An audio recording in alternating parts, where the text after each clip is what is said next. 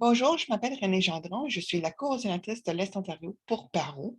PARO est un organisme à but non lucratif qui appuie l'entrepreneuriat féminin à travers l'Ontario. Aujourd'hui, nous sommes joints par Mme Véronique Dupont du Centre de services à l'emploi et Véronique va nous parler euh, au sujet de construire sa marque d'employeur, un avantage de taille. Et merci beaucoup, Véronique, d'avoir passé ce temps ce matin avec nous. Je vous laisse la parole. Je ne vous entends pas. Bonjour tout le monde. Dans le fond, je me présente. Moi, je suis Véronique Dupont, qui est l'agente de développement économique et communautaire au Centre de services à l'emploi à Hawkesbury. Donc, moi, aujourd'hui, comme René l'a si bien dit, je vais parler de la construire sa marque employeur, qui est un avantage de taille maintenant pour les entreprises, vraiment au niveau du recrutement RH. Donc, sans plus tarder, je vais vous Parfait, je vais vous parler des objectifs. Donc, dans le fond, les objectifs, c'est de, un, définir qu'est-ce qu'est le marketing RH. Ensuite, c'est vraiment de cerner la démarche de diagnostic interne de notre organisation. Donc, comment qu'on fait pour découvrir notre marque employeur, puis comment qu'on vient déterminer qu'est-ce qui est notre marque employeur, puis qu'est-ce qu'on peut proposer au niveau marketing. Conclusion de notre diagnostic et application à notre marque employeur. Donc, comment on va pouvoir aller chercher ça puis la transposer. Construire ses valeurs organisationnelles et ses pratiques internes, parce que c'est sûr que c'est un processus qui est, oui, au niveau externe, au niveau interne en premier. Propager à l'interne, dans le fond, qu'est-ce qui est le rôle de vos employés. Établir un plan stratégique pour la déployer, votre marque employeur, puis ensuite voir comment on peut la déployer aussi à l'externe. Donc, juste avant de commencer, je voulais vous donner un petit peu des pistes de réflexion. Dans le fond, avant de commencer vraiment à penser à rayonner, il faut rayonner à l'interne avant de briller à l'externe. Donc, c'est vraiment important de vraiment avoir notre marque employeur qui est établie à l'interne pour pouvoir, après ça, la mettre à l'externe. Aussi, je voulais juste vous faire réfléchir que 84% des candidats disent que la réputation d'un employeur influence leurs décisions. Donc, c'est important de savoir que quand on recrute à l'externe, notre réputation a vraiment un impact sur le type de candidat qu'on va aller chercher, puis aussi est-ce que les candidats vont vouloir rester ou vont vouloir venir chez nous. On le voit beaucoup avec la pénurie de main-d'œuvre aussi. Il y a un nouveau phénomène qui est le ghosting. Donc, il y a même, après avoir entendu la réputation de l'employeur, il y a même des candidats qui ne se présentent pas du tout à l'entrevue. Donc, c'est vraiment quelque chose qui est devenu de plus en plus important dans le contexte actuel. 55% des gens, comme je le disais, abandonnent le processus de candidature s'ils voient des commentaires négatifs. Donc, la réputation de l'employeur est de plus en plus importante sur le marché. Puis selon SparkBee, remplacer un employé qualifié coûte environ 150% de son salaire annuel. Donc, en tous ces processus de marketing, etc., coûte à peu près 150% du salaire annuel. Juste une petite question de réflexion pour un petit peu pour un petit peu cerner vous-même votre situation actuelle. Donc, est-ce que vous avez présentement d'afficher vos valeurs sur votre site web, sur les lieux de travail ou ailleurs dans votre entreprise? Donc, dans votre cas, ça peut être, elles sont affichées sur notre site web uniquement. Donc, il y a certaines entreprises que oui, ont des valeurs, mais c'est affiché sur le site web, puis ça n'a aucune utilité. Il y en a aussi qui vont les afficher sur le lieu de travail et sur le site web. Il y en a aussi qui ont des valeurs, qui savent qu'ils ont des valeurs, mais ne sont pas affichées nulle part présentement. Puis dans le fond, je parle d'affichage de valeurs parce que c'est important quand on a une marque employeur que nos employés soient conscients de nos valeurs parce que notre marque employeur, comme vous allez voir, part premièrement de ces valeurs-là. Donc, dans le fond, si vous êtes déjà dans la situation que vous les avez, sont déjà affichés, vous avez déjà une longueur d'avance. S'ils ne sont pas affichés nulle part, mais que vous les savez aussi, c'est bon. Mais c'est toujours bon aussi de refaire un diagnostic, comme vous allez voir là, prochainement, pour retourner voir est-ce que c'est encore nos valeurs, est-ce que c'est encore ceci qu'on croit. Puis si vous êtes dans la dernière catégorie qui ne connaissait pas encore vos valeurs d'entreprise, c'est sûr que c'est un bon processus que vous allez voir aujourd'hui pour aller les cerner, pour aller les découvrir, les valeurs de votre entreprise. Je vais commencer un petit peu par vous cerner, définir un petit peu tous les termes que je vais utiliser pendant le webinaire. Donc, dans le fond, le marketing RH, c'est un nouveau courant en matière de recrutement de personnel, comme je le disais, avec le contexte actuel de pénurie de main-d'œuvre, de forte compétition entre les employeurs dans certains marchés. C'est important de penser notre recrutement en façon de marketing. Donc, c'est un petit peu la même chose quand on fait le marketing de nos produits. Hein, on fait une proposition de service à nos clients. Donc, quand on fait du marketing RH, c'est un petit peu la même chose. On va faire une proposition de valeur. Donc, on va se démontrer comme employeur de choix. Donc, c'est pour ça que c'est important de connaître nos valeurs parce que c'est là qu'on va proposer nos valeurs aux employés, aux candidats, pour après ça leur permettre de dire hey, moi, je vais aller travailler là, j'aime les valeurs, j'aime ce qu'ils proposent, etc. Puis ces valeurs-là, votre proposition de valeur d'employeur de choix va être passée, diffusée par la marque employeur. C'est sûr que ça demande un certain investissement dans vos ressources humaines, pas seulement au niveau du marketing RH, mais aussi peut-être au niveau de ce que vous voulez proposer à vos employés puis offrir à vos employés.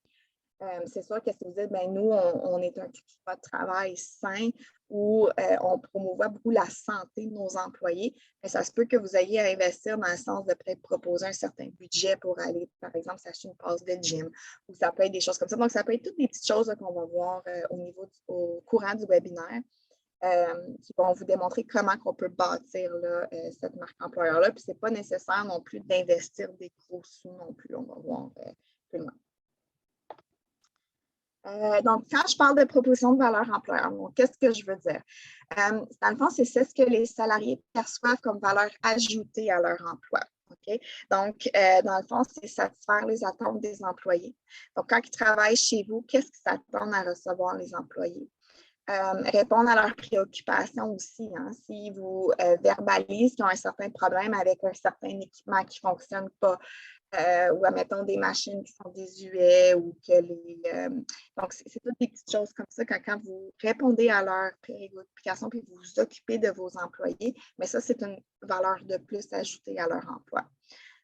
Trouver où vous excellez et le propager. Donc, là, c'est là qu'on va voir là, comment les valeurs, puis où que vous êtes, votre niche, dans le fond, c'est quelque chose aussi qui fait partie de votre proposition de valeur. Puis, c'est l'attribut de votre marque. Donc, dans le fond, l'attribut de votre marque, c'est un petit peu qu'est-ce qui vous démarque des autres dans la même industrie ou dans la même économie ou dans la même vos compétiteurs, dans le fond. Donc, définir la marque employeur, juste un petit peu vous mettre en mots ce que ça contient, la marque employeur. Donc, de un, comme j'en ai parlé, hein, c'est vraiment votre réputation. C'est vraiment de là que ça part. Donc, est-ce que votre réputation est bonne sur le marché du travail ou si votre réputation a des aspects négatifs? Hein, comme qu'on l'a vu, 84 quand même des candidats vont abandonner, 55 des candidats vont abandonner le processus de recrutement si la réputation de l'employeur a des commentaires négatifs. Donc, c'est vraiment important de conserver sa réputation, puis quand on promet quelque chose aux employés, de donner, de livrer.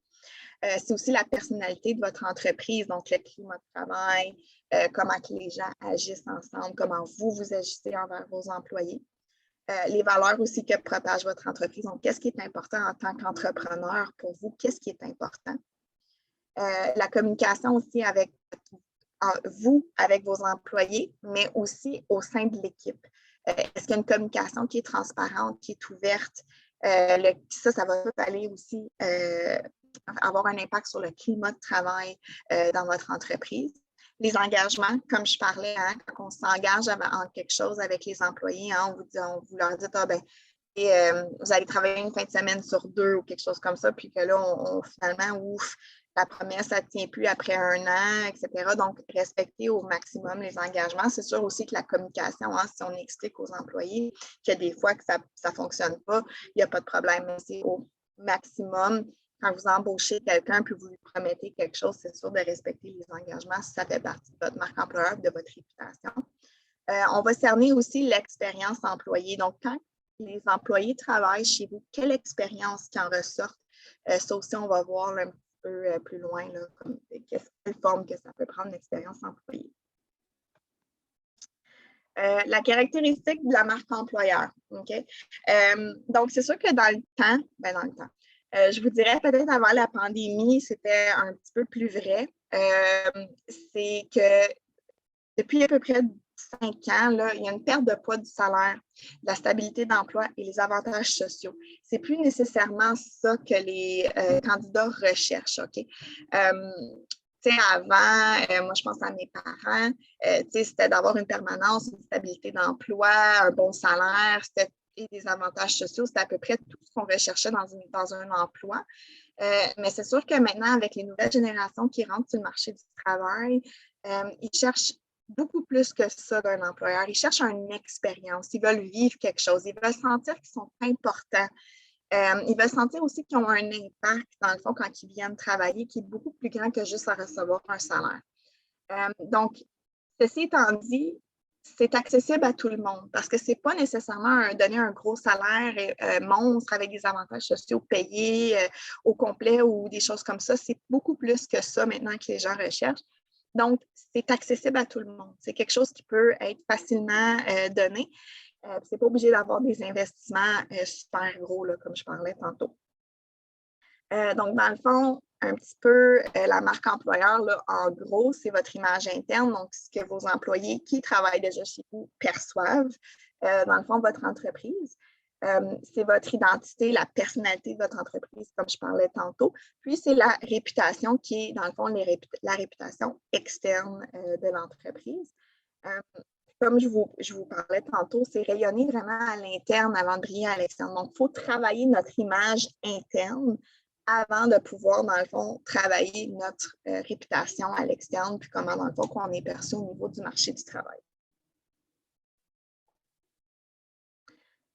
Employeur de choix. Quand je parle d'employeur de choix, dans le fond, c'est de s'assurer que oui, vous avez une bonne réputation sur le marché du travail. En réputation, on y revient souvent parce que c'est vraiment ça, une marque employeur, c'est de s'assurer que notre impact dans notre communauté ou dans notre marché de notre niche, de notre marché du travail, dans le fond, qu'on est au plus positif. Quand les gens parlent de notre entreprise, bien, ils en parlent en positif, puis même que nos employés vont dire à leur connaissance, viens travailler avec moi, c'est super, on a une belle expérience, beau climat de travail, c'est familial, etc. C'est développer aussi une culture d'entreprise qui est forte et centrée sur l'être humain. Donc, au lieu de se centrer sur les salaires, les avantages sociaux, etc., c'est vraiment de se concentrer sur l'être humain. Qu'est-ce qui est les besoins de l'être humain? Donc, c'est le besoin d'être reconnu, c'est les besoins de travailler, d'avoir un impact dans ce qu'ils font, etc. Donc, c'est vraiment plus centré sur l'être humain. Puis c'est vraiment améliorer tous les aspects de votre gestion de vos ressources humaines, peu importe. Comme je vous dis, c'est pas juste salaire, avantages sociaux, c'est beaucoup plus que ça. C'est de donner un climat de travail qui est sain, de donner des défis à vos employés qui sont peut-être, si c'est ce que l'être humain, dans le fond, ce qu'eux ont besoin, etc. Donc, c'est vraiment d'aller englober tous les aspects de votre gestion de ressources humaines. Donc, un petit peu comment bâtir la marque employeur. Donc, qu'est-ce qui devrait être votre plan, dans le fond, en 4 étapes? Donc, la première étape, c'est vraiment le diagnostic de vos valeurs, de votre culture organisationnelle. Donc, c'est là qu'on va aller chercher les données pour pouvoir vraiment dire, OK, ça, c'est nos valeurs, qu'on est d'accord, qu'on dit que ça, c'est nos valeurs, c'est ce qu'on promouvoit. Puis, dans le fond, aussi, la culture organisationnelle. Donc, qu'est-ce que les gens ressentent quand ils travaillent, dans le fond, chez vous? Qu'est-ce qui est les comportements que les gens adoptent? Est-ce que c'est très familial, que les gens, quand ils arrivent le matin, ils se racontent leur week-end, etc. Donc, ça, c'est tout un petit peu les comportements qui est la culture organisationnelle. Donc, la première étape, c'est vraiment avec les employés d'aller chercher ces informations-là. Ensuite, la deuxième, c'est vraiment construire et renforcer les valeurs organisationnelles au sein de l'organisation. Donc là, on a notre culture organisationnelle, on a nos valeurs. Donc là, comment on transpose ça à l'interne dans nos pratiques? Est-ce qu'il y a des choses qu'il faut qu'on change? Est-ce qu'il y a des choses qu'on peut améliorer? Puis ça, c'est fait aussi avec les employés parce que les employés vont peut-être vous donner certaines idées que c'est comme « Ah, je ne pensais pas que je pouvais offrir ça, qui va, dans le fond, pas me coûter si cher que ça. » Puis eux, ça va les rendre contents. Je pense à une certaine chose que les employeurs font de plus en plus, c'est maintenant donner congé la journée de la fête de l'employé.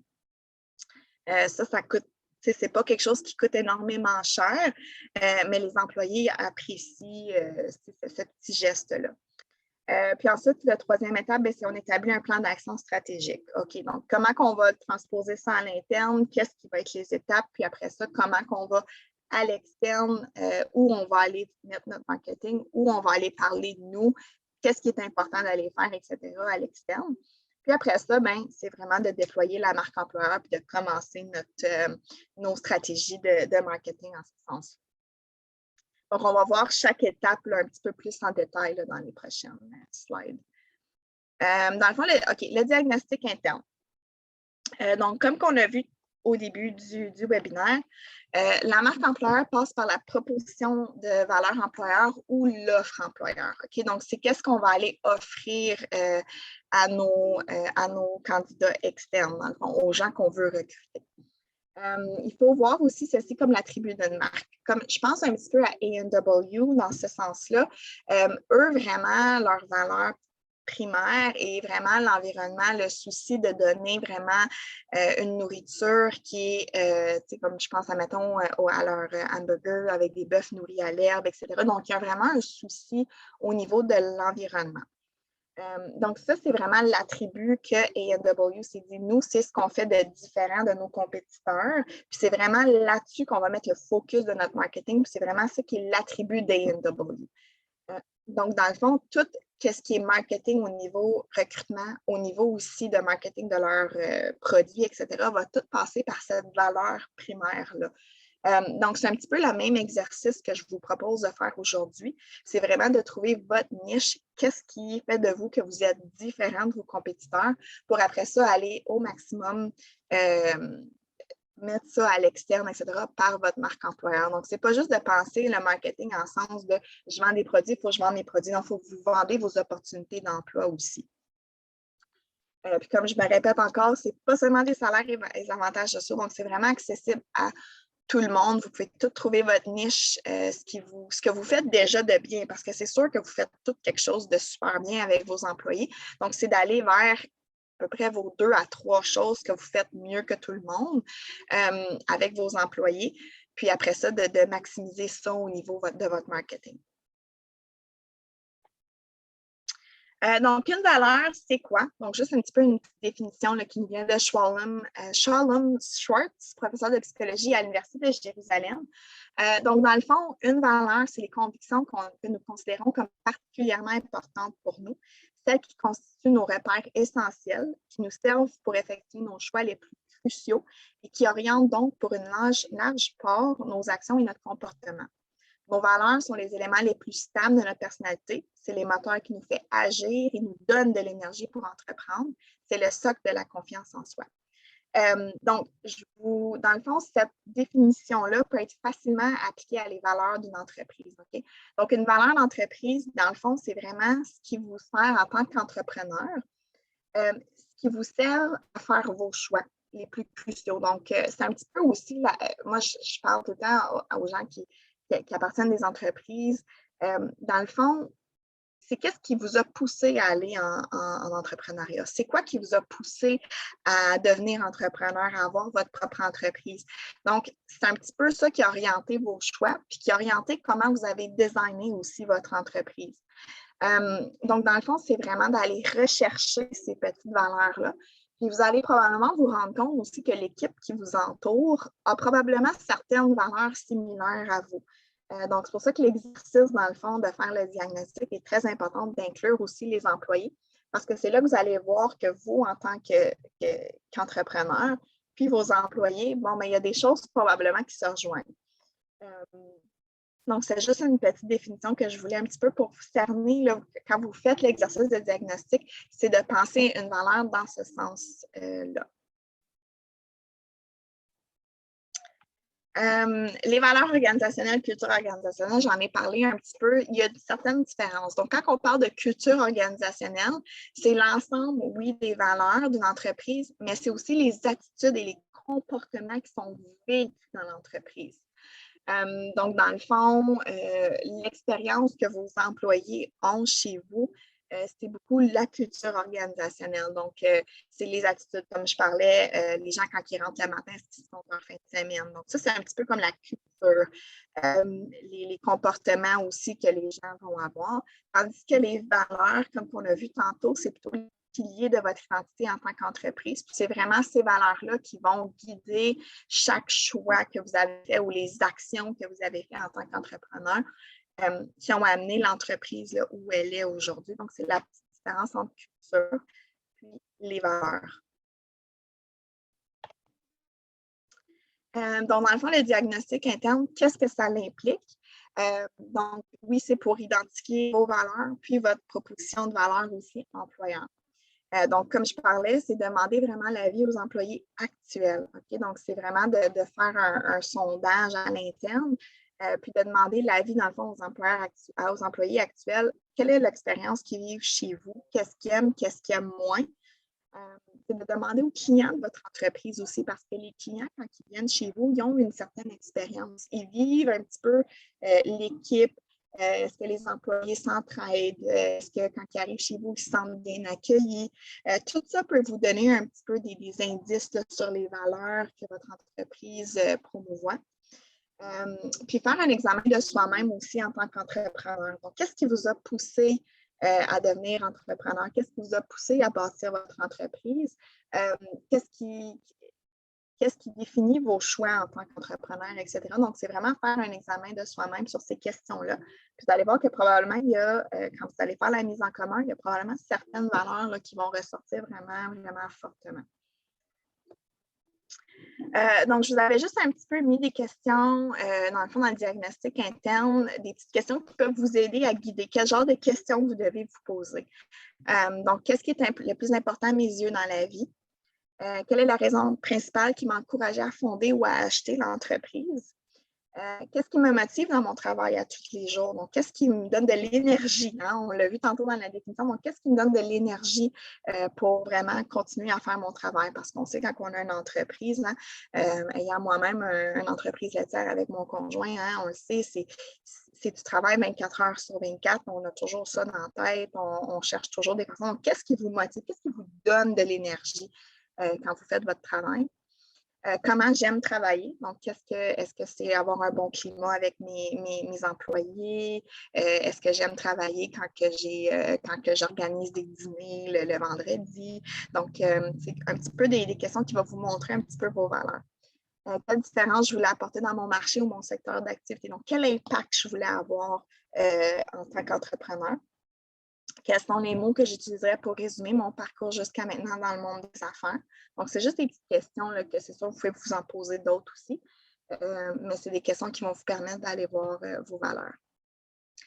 Ensuite, pour, dans le fond, vos employés, donc des petites questions au niveau du diagnostic interne. Donc, qu'est-ce qui les motive à tous les jours de venir travailler? Donc là, vous allez peut-être voir qu'il y a peut-être des choses qui sont similaires. Pourquoi que tu décides de venir travailler ici plutôt qu'ailleurs? Hein? Qu'est-ce qui t'a attiré chez nous au lieu d'aller travailler pour le compétiteur, par exemple? Qu'est-ce qui est important pour toi dans ton travail? Donc, qu'est-ce que tu aimes? Est-ce que tu aimes relever des défis? Est-ce que tu aimes avoir un bon climat de travail, etc.? Comment aimes-tu travailler? Quelles sont les choses que tu crois que l'entreprise aura à retravailler ou améliorer avec nos clients?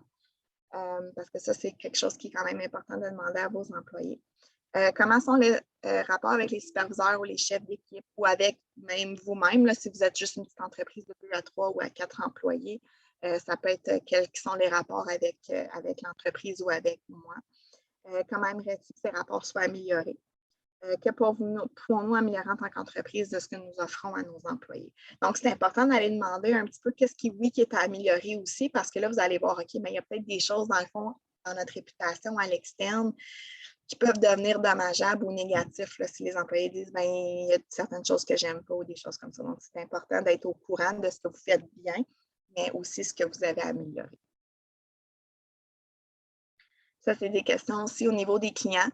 Donc, pourquoi vous êtes-vous client ici plutôt qu'ailleurs? Parce que c'est sûr que les clients fidèles, il y a une raison pourquoi ils sont fidèles, pourquoi ils reviennent chez vous. Qu'est-ce qui vous attire chez notre entreprise? Qu'est-ce qui vous rend satisfait dans nos services? Qu'est-ce qu'on a à améliorer dans l'offre de nos services? Encore là, hein, qu'est-ce qu'on fait bien? Qu'est-ce qu'on a amélioré? Puis, comment trouvez-vous l'accueil dans nos bureaux? Donc, ça peut être des petites questions là, que vous pouvez demander à vos clients. C'est sûr que dépendamment de vos situations, qu'est-ce que vous voulez aller chercher, c'est sûr que les questions peuvent changer à ce moment-là, mais ça, c'était juste un petit peu là, une idée pour vous partir au moins quand vous allez préparer vos sondages. Ensuite, l'exercice de mise en commun, c'est là que vous allez ressortir, dans le fond, les valeurs qui semblent là, vraiment ressortir partout, puis qui semblent être vraiment les plus importantes là, aux yeux de vos clients, de vos employés et de vous-même. Puis c'est important de faire la mise en commun avec les employés parce que là, à ce moment-là, les employés vont s'approprier les valeurs puis vont les accepter comme valeurs d'entreprise. Puis ça va vraiment, eux aussi, là, guider leurs actions ou ce qu'ils vont faire, dans le fond, à l'interne. Donc, c'est important pour votre image interne que les employés s'approprient ces valeurs-là. Donc, ce n'est pas juste des valeurs qui sont affichées sur le site Web pour paraître jolies. C'est vraiment des choses que les employés doivent s'approprier pour eux aussi agir, guider leurs actions selon ces valeurs-là. Donc, dans le fond, c'est de refaire le retour sur les questions, hein, puis aller ressortir les lignes directrices ou les axes ou les valeurs communes où on excelle, où on se dit, hey, wow, on est là-dedans, on est vraiment les meilleurs ou on est un des meilleurs. Ressortir les préoccupations, les attentes communes. Okay? Donc, qu'est-ce qu'on s'entend qu'on a vraiment à améliorer et qu'on a vraiment à travailler dessus à l'interne. Donc là, à ce moment-là, ça va vraiment vous donner une idée de votre réputation. Qu'est-ce qu'on peut faire pour améliorer notre réputation sur le marché du travail? Comme je vous disais, l'implication des employés est vraiment importante à ce niveau-là parce que c'est vraiment eux qui vont s'approprier les valeurs, puis qui vont aussi savoir, OK, on a ça à travailler dessus, donc ils vont s'engager à trouver des solutions, puis à vous aider là, à travailler sur l'image interne puis le sentiment interne. Puis ensuite, c'est vraiment d'adopter ces valeurs-là, puis de bâtir là, avec vos employés les différentes façons de bâtir la culture organisationnelle, dans le fond, les comportements. Puis, c'est aussi de prendre ces valeurs-là puis de dire, OK, notre marketing, au niveau de notre marque employeur, on va utiliser cette valeur-là ou ces deux valeurs-là, puis on va se concentrer là-dessus pour notre marketing à l'externe. Donc, dans le fond, construire et renforcer les valeurs organisationnelles, c'est vraiment important qu'après qu'on a nos deux valeurs ou notre valeur ou nos deux valeurs vraiment importantes, qu'on se dise, OK, c'est ceux-là qu'on va utiliser pour notre marque employeur. C'est important, moi, j'aime l'expression beaucoup walk the talk. OK? Donc, c'est important que, oui, OK, on dit qu'on a ces deux valeurs-là ou cette valeur-là ou peu importe. C'est important de communiquer ces valeurs-là organisationnelles à vos employés puis qu'ils soient acquises. Parce que c'est important que quand on promet quelque chose à l'externe, c'est de dire venez travailler chez nous, on est comme une famille, puis que là, les gens commencent à travailler et qu'ils se rendent compte que ce n'est pas ça du tout.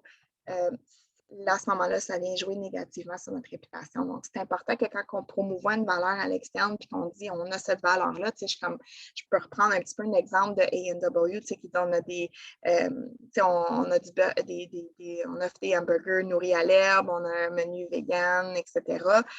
Puis que là, on se rend compte que finalement, les employés à l'externe, ils disent non, c'est pas vrai, c'est du bœuf normal, c'est du fluff-là, etc. La réputation de l'entreprise vient piquerait du nez, ça ne prendrait pas de temps.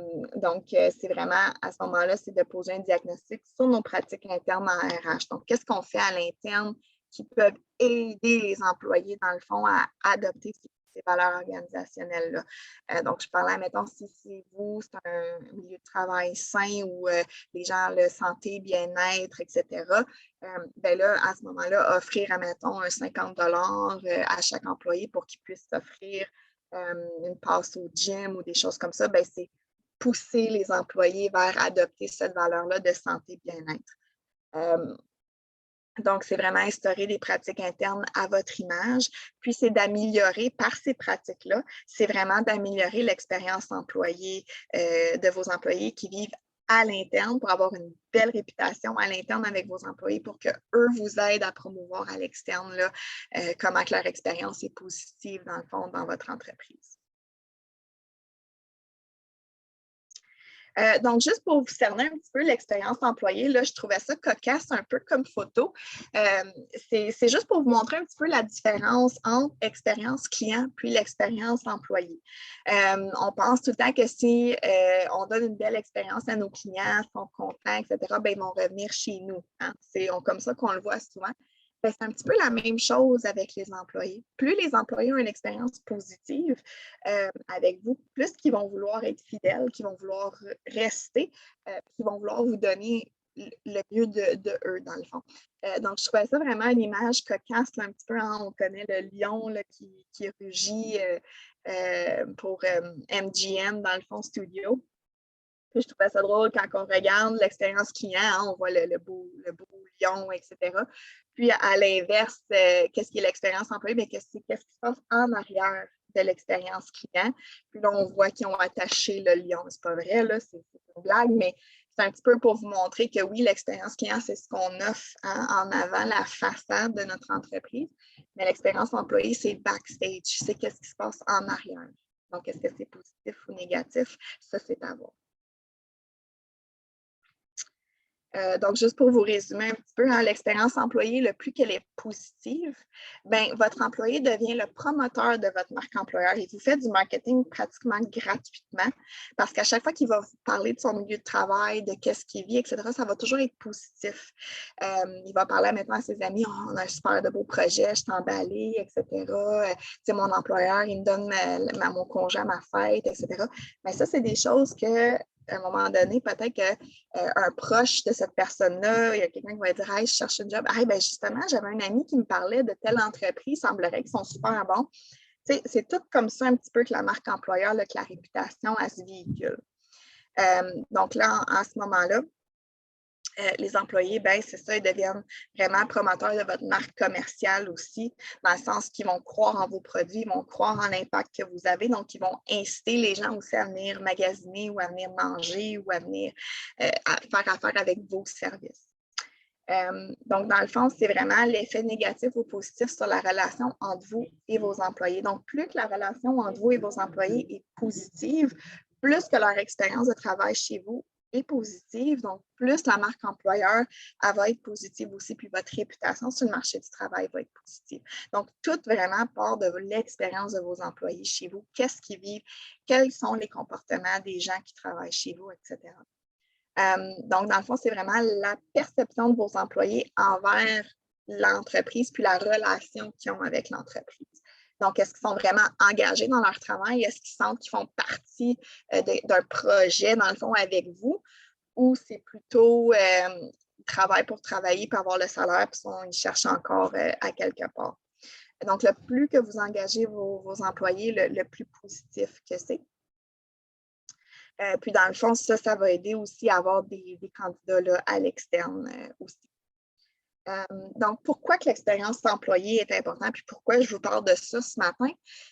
Dans le fond, ça va, comme je vous le disais, ça va fidéliser vos employés. Hein? C'est comme un petit peu la même expérience que vos clients vivent chez vous. Quand ils viennent, ben, pourquoi qu'ils deviennent fidèles? C'est parce que quand ils rentrent chez vous, ils ont une belle expérience de l'entrée jusqu'à la fin.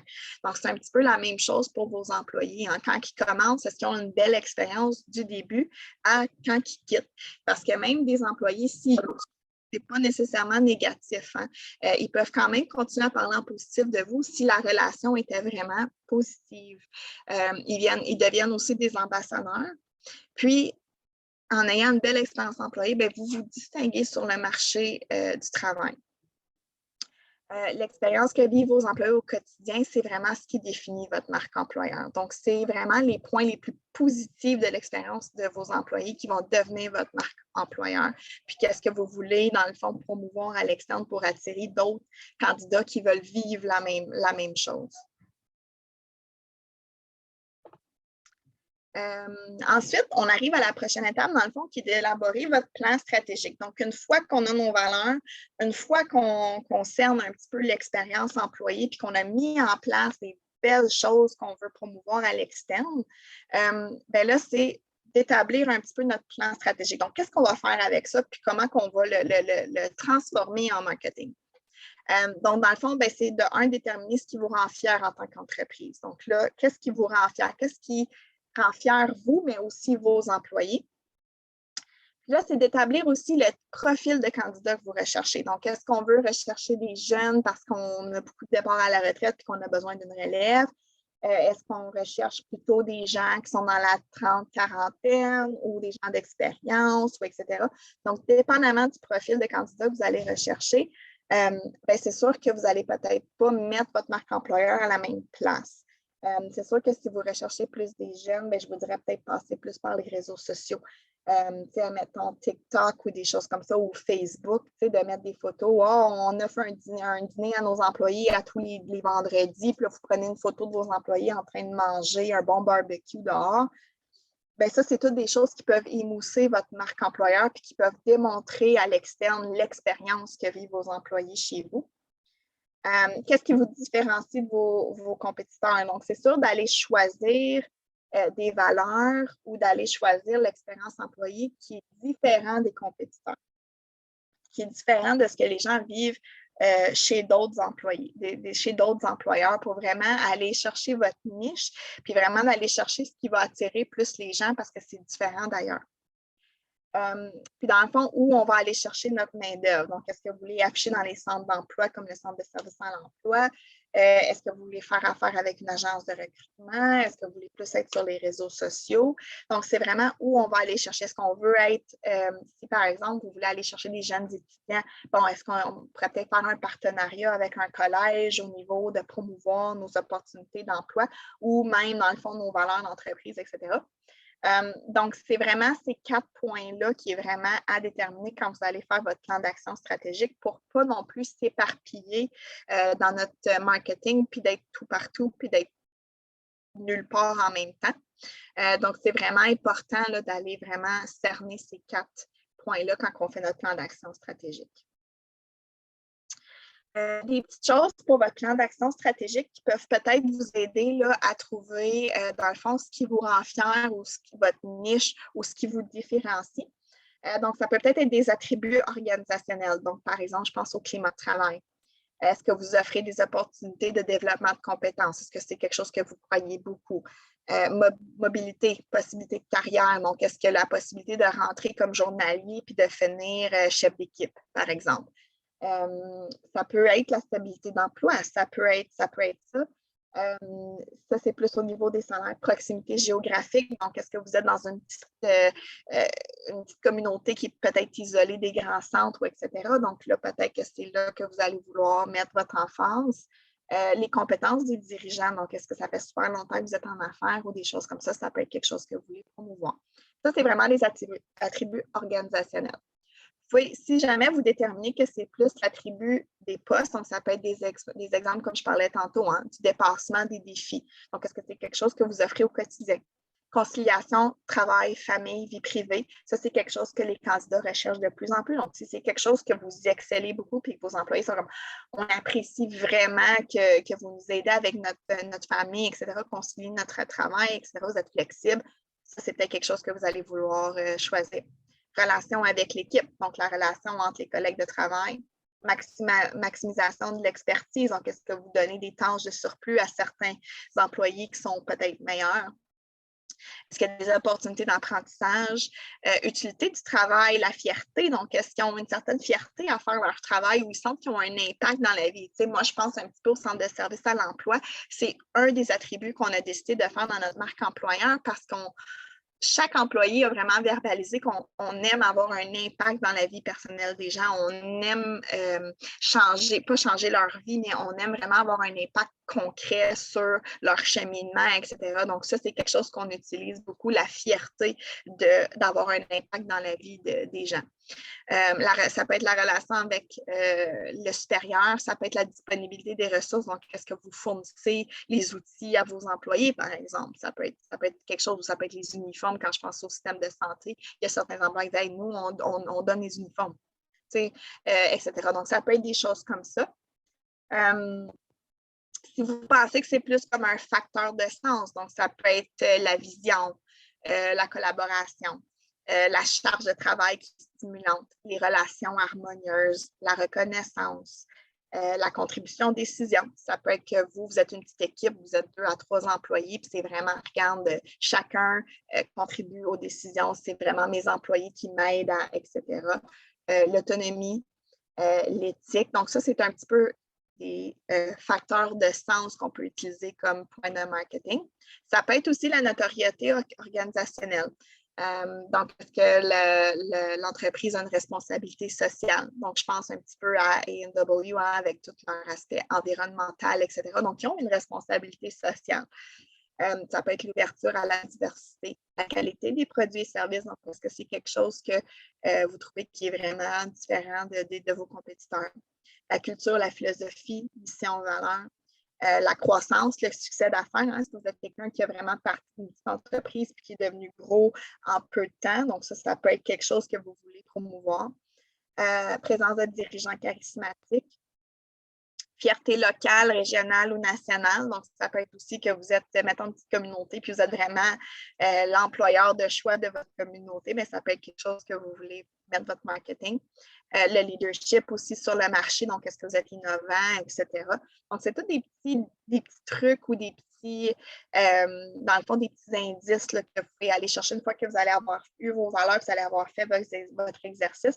Ça peut être des choses que vous pouvez aller chercher là, pour vraiment bâtir votre marque employeur là-dessus, de focuser là-dessus. Donc, dans le fond, le profil des candidats recherchés, donc votre marketing va un petit peu différer selon le sexe. Dans le fond, si c'est un homme que vous recherchez ou une femme, ça peut avoir des impacts là, sur votre marketing. La provenance aussi, donc est-ce que vous cherchez des candidats locaux? Est-ce que vous êtes prête à aller dans tout l'Ontario? Est-ce que vous êtes prête à aller à l'international? Donc ça, c'est sûr que votre marketing va peut-être changer un petit peu. Le profil générationnel aussi. Hein, quand je parlais tantôt, hein, la génération Z qui commence à rentrer sur le marché du travail ont des préoccupations très différentes des autres générations d'avant. Donc, eux veulent vraiment avoir un impact dans leur travail, recherchent beaucoup au niveau environnemental aussi, c'est vraiment important pour eux. Donc, c'est toutes des nouvelles valeurs que cette génération-là va apporter sur le marché du travail, puis qui va peut-être changer votre marketing si c'est cette génération-là que vous voulez aller recruter. Les milléniaux aussi ont des pensées différentes, contrairement aux générations X ou baby boomers. Donc, si je pense par exemple aux baby boomers ou génération X, eux sont vraiment stimulés souvent par la charge de travail ou la reconnaissance aussi de leur expérience, de leur acquis, etc. Donc, peut-être que vous voulez avoir une différente approche dépendamment de la génération que vous voulez recruter. Ça va tout être fait dans votre plan stratégique, comme qu'on a parlé là, tantôt. Dans le fond, la stratégie de communication, hein, comme je parlais dans votre plan stratégique, donc c'est où on va trouver notre main-d'œuvre, quels canaux de communication qu'on va utiliser selon, dans le fond, où on va trouver notre main-d'œuvre. Donc, est-ce que c'est sur la page carrière de notre site web, si vous en avez une? Est-ce qu'on veut que nos employés fassent des témoignages qu'on met sur Facebook, filmer, par exemple, un de nos employés qui ça fait 20 ans qu'il travaille chez nous, puis qui parle un petit peu de son parcours, puis qu'est-ce qu'il a fait, etc. Donc, ça a de l'impact quand on fait du marketing, puis c'est vraiment nos employés qu'on met de l'avant. Ça peut être l'avis sur l'entreprise, hein, ça peut être des commentaires de clients ou etc. Ça peut être des activités sur les réseaux sociaux. Hein, quand je parlais tantôt, mettons que vous faites un barbecue le vendredi, hein, prenez une photo de vos employés, mettez ça sur Facebook, puis dites on donne un cadeau à nos employés le vendredi, hein, on fait un barbecue. Ça peut être des prix et récompenses que vous recevez, que vous mettez ça sur votre site ou sur les réseaux sociaux. Communication avec les candidats, ça c'est très important hein, quand on fait notre processus de recrutement, etc., de s'assurer hein, que la communication, puis comment on traite aussi les candidats pendant ce processus-là est vraiment positif aussi. Site Internet, blog, est-ce que vous voulez partir un blog, annonce de poste, etc. Donc, c'est tout différentes stratégies de communication que vous pouvez utiliser, puis des canaux de communication, dépendamment de où là, vous voulez aller chercher. Si je pense des fois comme des générations plus âgées, des fois le journal peut être, des fois avoir un impact comparativement aux plus jeunes qui lisent un peu moins le journal. Donc, c'est toutes des choses que vous devez penser là, pour investir, dans le fond, chaque dollar là, à la bonne endroit. Recherche sur le marché, ça c'est vraiment important quand vous faites votre plan stratégique de marketing, de faire une recherche sur le marché et d'aller voir qu'est-ce que les compétiteurs font, comment ils promouvoient leur marque employeur, pour pouvoir vraiment aller faire, OK, ben nous, on va faire les choses différemment ou aller peut-être voir, ah, ben ça, je trouve que c'est cool, je vais faire la même chose, ou etc. Puis, est-ce que les employeurs qui recherchent, qu'est-ce que les employeurs qui recherchent le même candidat que vous proposent dans le fond? Donc, ceux qui cherchent, par exemple, des travailleurs plus jeunes parce qu'ils ont besoin de relève, etc., ben, qu'est-ce qu'ils proposent, eux, à ces jeunes-là pour venir les inciter à travailler? Donc, c'est vraiment important d'aller faire une recherche du marché avant de mettre notre marque employeur à l'externe. Puis vraiment faire attention quand on fait ça, par exemple, de ne pas faire du copier-coller. Parce que là, encore là, réputation, j'en ai parlé souvent aujourd'hui. Mais encore là, si on fait du copier-coller, bien là, on peut peut-être venir avoir un impact négatif sur notre réputation parce qu'on copie des choses qui sont déjà faites. Déployer notre marque employeur, dans le fond, quels sont les facteurs de succès pour vraiment qu'elle ait l'impact que vous voulez qu'elle ait. Donc, dans le fond, c'est d'être clair. OK? Si vous voulez promouvoir, par exemple, un climat de travail qui est sain, ben, c'est d'avoir ce message-là très clair à l'externe, que les gens voient ça, que les gens sentent ça aussi quand ils viennent chez vous. Avoir de la cohérence puis de la crédibilité. Crédibilité, c'est vraiment important dans le sens que si vous déployez ça à l'externe puis vous dites aux gens, oui, venez travailler chez nous, c'est comme travailler chez une famille, puis que les gens arrivent puis c'est pas ce qu'ils vivent, bien là, vous n'êtes pas crédible. Donc, c'est s'assurer que ces trois points-là sont vraiment respectés pour vraiment avoir un succès puis quel est l'impact que vous voulez qu'elle ait sur le marché de l'emploi. Admettons, OK, si je vais juste vous donner un petit peu des petits exemples pour déployer votre marque employeur. Donc, dans le fond, si vous avez identifié comme important la conciliation travail-famille, donc ça peut être de mettre de l'avant, par exemple, que vous avez de la flexibilité. Ça pourrait être aussi un témoignage d'un employé qui a de jeunes enfants puis qui explique aux candidats sur Facebook, par exemple, comment vous faites la conciliation travail-famille puis comment elle, ça l'a aidé dans son expérience. Ça peut être un jeune papa aussi, peut-être que on dirait des fois c'est mal vu prendre les congés de paternité ou des choses comme ça, les congés parentaux. Donc, dans le fond, ça peut être aussi un témoignage là, qui peut être avancé pour vraiment mettre de l'avant la conciliation travail-famille. Ça peut être l'implication communautaire aussi. Donc, si vous avez identifié comme important que vous voulez avoir une place dans votre communauté, comme je l'avais dit, de la proximité géographique, etc., l'impact dans votre communauté, bien, ça peut être de prendre des photos dans le sens que si vous faites du bénévolat ou des choses comme ça, ou etc., bien, de mettre de l'emphase là-dessus sur Facebook. Comme j'ai déjà vu une entreprise qui avait fait une levée de fonds pour des vêtements ou des choses comme ça. Là. Je connais aussi Groupe Action qui fait une levée de fonds pour des sous d'hiver. Donc, ça peut être toutes des choses là, que vous voulez peut-être promouvoir si c'est ce que vous avez identifié.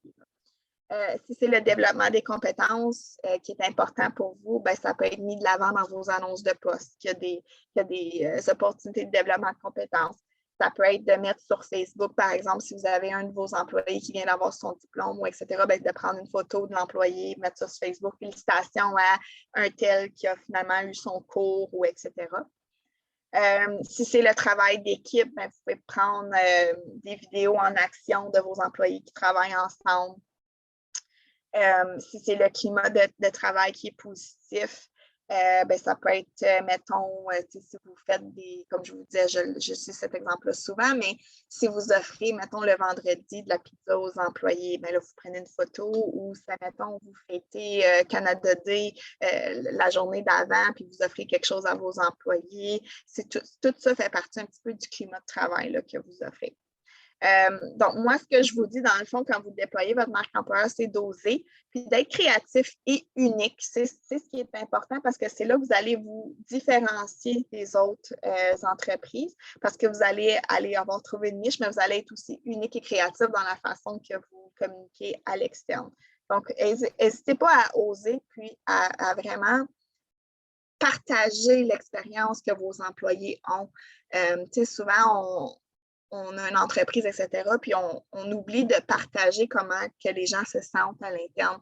Puis là, dans cette perspective de marketing-là, c'est vraiment important d'aller le diffuser à l'externe. Qu'est-ce qu'on fait de bien à l'interne? Donc, le déploiement de la marque employeur est un processus à long terme.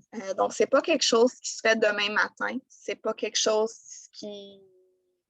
que vous allez commencer, puis vous allez voir votre réputation améliorer ou vous allez avoir une bonne réputation, etc. C'est vraiment à long terme, mais ça s'applique immédiatement. C'est après chaque petite chose qu'on va faire, etc., qui va nous permettre vraiment d'avoir ce processus-là qui va se mettre en place, etc. Donc, découragez-vous pas si vous ne voyez pas tout de suite un impact. Ça se peut, c'est normal, mais ça s'applique tout de suite. Chaque petite chose que vous allez faire, vous allez voir qu'à long terme, c'est sûr que votre réputation va s'améliorer. C'est sûr aussi que l'image de marque évolue avec votre entreprise, hein, parce qu'en tant que personne, on évolue aussi. Donc, c'est sûr qu'il y a peut-être des choses que vous allez voir, finalement, on va aller plus vers là où on fait un changement organisationnel, puis ça change aussi. Donc, n'hésitez pas à aller la réviser, cette image de marque-là. Puis, n'oubliez pas que vos employés actuels et futurs sont vos meilleurs ambassadeurs. C'est vraiment de eux que ça part. Puis, souvenez-vous de rayonner vraiment à l'interne avec les employés que vous avez avant d'être capable de briller à l'externe. Donc, c'est important d'avoir une bonne réputation avec les employés que vous avez déjà pour qu'eux soient capables de vous aider là, à briller à l'externe. Donc, j'aimerais vous remercier pour l'invitation, surtout pour Paro de m'avoir invité ce matin. J'espère que vous avez apprécié la présentation. Donc, si jamais vous avez des questions, je crois qu'il reste un peu 5 minutes. Donc, si jamais vous avez des questions, ça va me faire plaisir d'y répondre. Oui, merci beaucoup, Véronique, pour l'excellente présentation. Donc, j'ai une couple de questions. Je ne suis pas certaine si Chantal a des questions. Oui, OK. Donc, on vit vraiment dans un monde de médias sociaux. Et c'est très difficile pour recruter des personnes. On dit toujours va sur LinkedIn ou va à travers Facebook, mais il y a plusieurs personnes qui portent plainte contre les entreprises. Soit l'employé chiale, je m'excuse, mais elle va porter plainte. Je déteste mon employeur ou ne travaillez pas pour son employeur parce que comme il y a Glassdoor, entre autres, où vous pouvez mettre des commentaires publics de d'une entreprise. Donc, quels sont vos conseils pour gérer la perception des communications externes sur les médias sociaux en termes de réputation? Est-ce que ça vaut mieux de commenter et dire « je m'excuse, c'était votre expérience » ou est-ce que ça vaut mieux de les ignorer complètement ou autre? Oui, moi, ce que je pourrais proposer, si c'est des employés de l'interne qu'on se rend compte qu'ils font ça sur les réseaux sociaux, je pense que ça serait peut-être impératif d'avoir une discussion avec l'équipe à l'interne ou d'offrir des formations pour que les employés comprennent quand ils font des commentaires comme ça à l'externe, comment ça peut avoir un impact sur l'équipe ou sur les autres employés qui sont en place comme c'est là. Je pense aussi que ça serait une discussion à avoir en équipe, là. Puis de vraiment aussi aller voir au niveau de ces personnes-là pourquoi elles ne sont pas satisfaites. Souvent, les employeurs, par expérience, là, ça, c'est un autre atelier aussi que je donne, mais quand il y a des conflits ou etc., souvent, on laisse les choses aller jusqu'à temps que ça se rende sur les réseaux sociaux ou ailleurs, ou etc. Donc, c'est important que quand vous voyez un certain, ben là, je parle toujours quand c'est un employé de l'interne, mais quand vous voyez un certain comportement ou etc., c'est important d'agir le plus rapidement possible puis d'aller voir. Hein. Comme je vous disais, il y a des choses à améliorer, il y a des choses qu'on fait bien. Donc, c'est d'aller voir, OK, qu'est-ce qu'on a amélioré avec cette personne-là? Pourquoi elle n'est pas satisfaite? Qu'est-ce qui sont ses attentes? Puis d'aller vraiment cerner, là, dans le fond, qu'est-ce qui ne va pas, qu'est-ce qui cloche, pour après ça pouvoir offrir des solutions puis pouvoir en venir à un consensus ou des choses comme ça. Quand c'est des gens, dans le fond, des anciens employés ou peu importe, bien, je pense qu'il y a quand même un apprentissage aussi à faire de ça. Puis c'est de voir, dans le fond, OK, bon, bien là, comment on y remédie? Quelles solutions qu'on peut apporter à l'interne pour dire, OK, on ne veut pas que nos employés, quand ils quittent, ont une mauvaise expérience comme ça, puis qu'ils aillent sur les réseaux sociaux donner des mauvaises, dans le fond, revues. Ce que je pourrais proposer, comme tu disais, peut-être de répondre à l'employé, ce serait peut-être, oui, de dire désolé que vous avez une mauvaise expérience comme ça. C'est de s'assurer aussi que quand on fait notre marketing, d'aller à l'encontre de ce qui est dit comme ça. Tu sais, ça peut être, admettons, un autre employé qui dit ben non, moi je trouve pas pantoute qu'on est maltraité ou des choses comme ça, ben de dire OK, ben regarde, on va mettre un vidéo avec toi qui parle de ton témoignage ou des choses comme ça. Fait que, tu sais, c'est d'aller dans votre marketing. Tu sais, c'est sûr que chaque marque, tu sais, moi, je pense, tu sais, des fois, c'est sûr que on ne peut pas tout être heureux. Tu sais, comme quand on achète un auto, par exemple, on peut avoir un citron ou avoir eu une mauvaise expérience, puis d'aller sur les réseaux sociaux, puis dire achetez pas cette auto-là, elle va être rien, elle vaut rien, etc. Mais souvent, les marques automobiles, tu sais, bon, ben, ils allent à l'encontre, puis ils allent au niveau positif pour dire oui, OK, peut-être que lui, il s'est insatisfait, mais regardez, lui, il est super satisfait, il a du fun, tu sais. Fait que oui, de répondre, tu sais, je suis désolée que vous avez eu une expérience comme ça. Si vous voulez partager, je suis ouverte à ce que vous m'en parlez ou etc. Puis vous allez voir que souvent, ça va mourir dans l'arbre. Ça ne fera pas rien de plus, mais au moins, ça va avoir montré que vous voulez avoir un impact ou faire quelque chose. Puis de votre côté, bien, assurez-vous d'avoir un marketing qui est positif. Puis d'assurer que quand les employés quittent l'entreprise, de s'assurer que la relation reste positive. Ça, c'est important aussi. Là. Quand ils quittent, de s'assurer que tout est réglé puis tout ça là, pour empêcher les mauvais commentaires. Merci.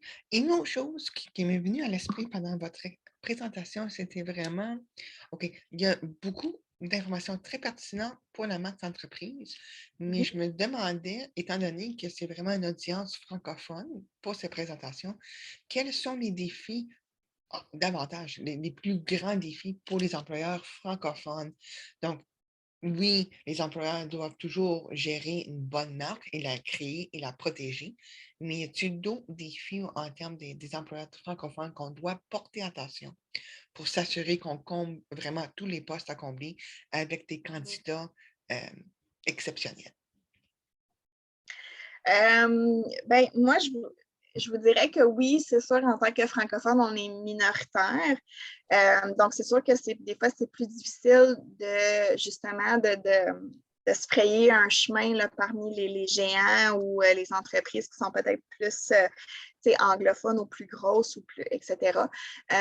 Donc, c'est sûr que là, à ce moment-là, d'être créatif et d'être unique prend tout son sens parce que c'est important de se, comment je pourrais bien expliquer, d'être différent dans le fond des autres qui sont sur le marché. La francophonie peut être aussi une niche qu'on peut utiliser à son avantage dans le sens de dire d'attirer des gens qualifiés, je pense peut-être à l'international ou des choses comme ça, si c'est quelque chose qu'on veut aller faire, être francophone, puis d'offrir un climat de travail qui est en français à nos employés. Des fois, quand on va dans le recrutement international, c'est quelque chose qui est énormément important pour ces gens-là, d'être capable de travailler en français.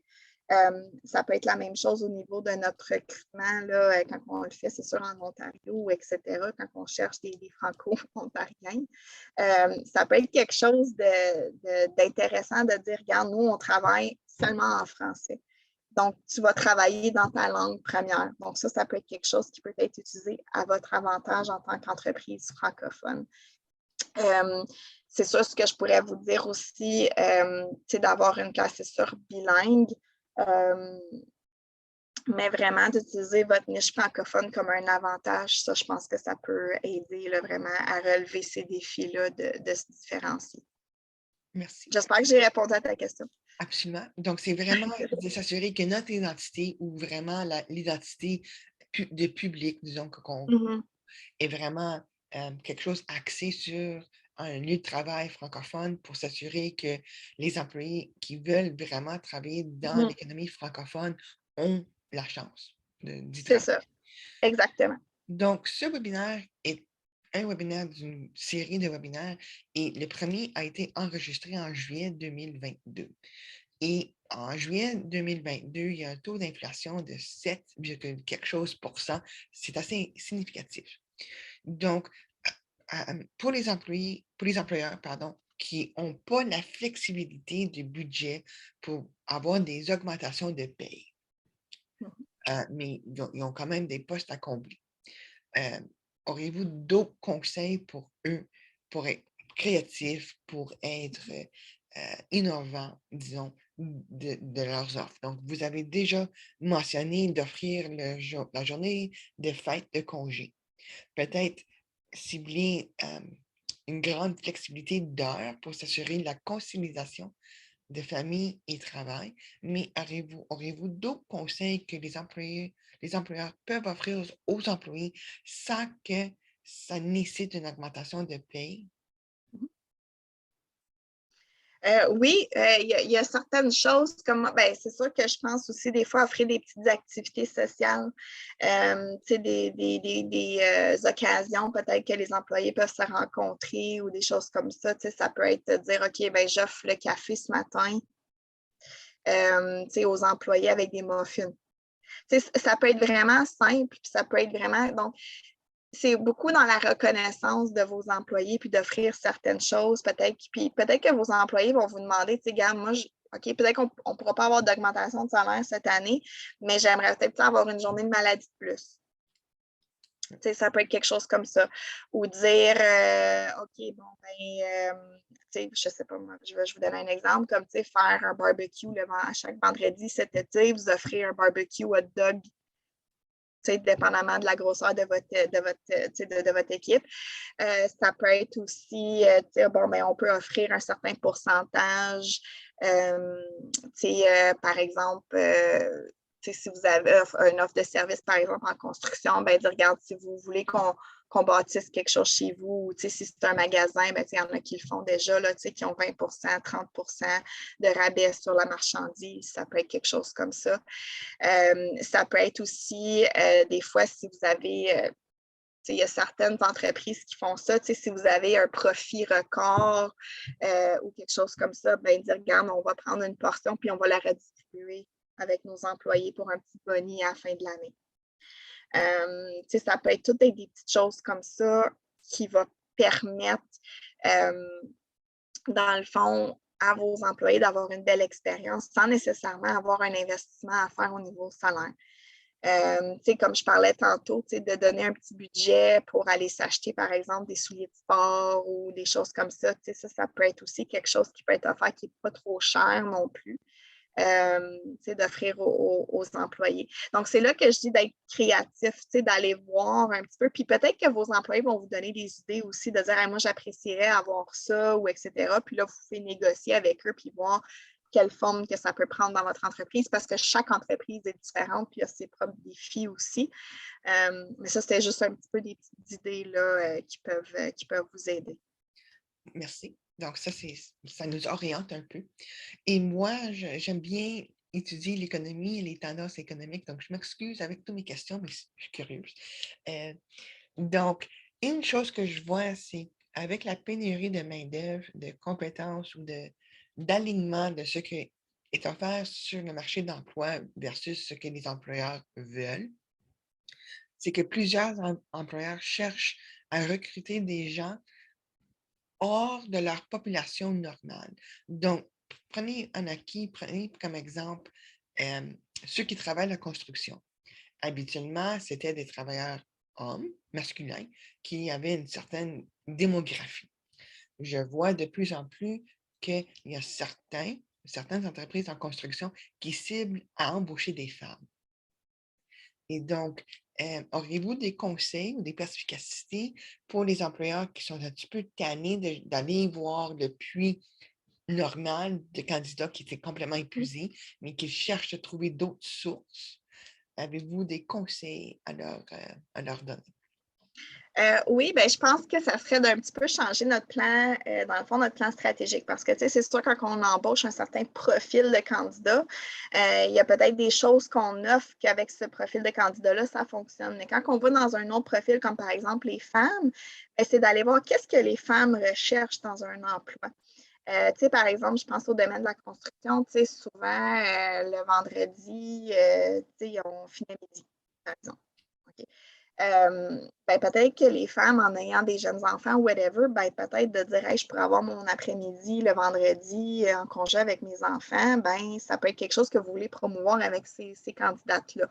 Donc, c'est d'aller voir un petit peu dans votre niche, puis peut-être qu'il y a des choses au niveau de votre entreprise que vous allez devoir changer dans votre façon de pratiquer les choses pour vous adapter à ce nouveau type de candidats-là qui vont venir travailler chez vous.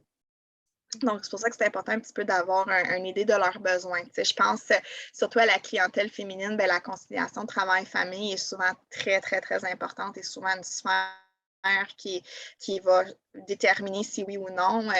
Donc, d'avoir ça à l'esprit là, quand on fait le recrutement, de dire, OK, bon, on peut offrir une flexibilité des horaires ou des choses comme ça, ou par exemple, le vendredi après-midi de congé. Des petites choses comme ça qui vont vous permettre là, d'aller chercher ce bassin-là plus facilement. Merci beaucoup. Donc, je vais céder la parole s'il y a d'autres questions dans la salle. Oui ou non? Oui?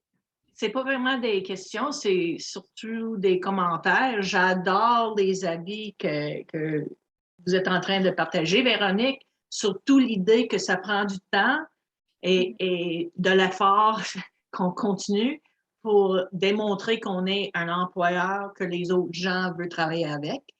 Et une façon qu'on peut faire ça, c'est en partageant les histoires de réussite de les employés qui sont là dans le moment. D'abord, merci beaucoup, c'était fantastique. Ça me fait très plaisir. OK. Donc, je vais faire un écho et je vais remercier encore Véronique Dupont du Centre de services à l'emploi pour être venue ce matin. C'est le premier webinaire d'une série de 4 ou 5 qui commence en été 2022 et qui va aller jusqu'à, je crois, novembre 2022, donc en automne. Donc, prière de garder un coup d'œil sur le site Paro, paro.ca, pour voir les autres webinaires. Et si vous avez manqué ce webinaire, évidemment, c'est enregistré parce que vous le gardez l'enregistrement. Donc, c'est un petit peu évident. Encore une fois, Véronique, merci beaucoup de votre temps ce matin. C'est grandement apprécié. Et donc, ça conclut notre session. Et je vous souhaite une excellente journée. Merci beaucoup.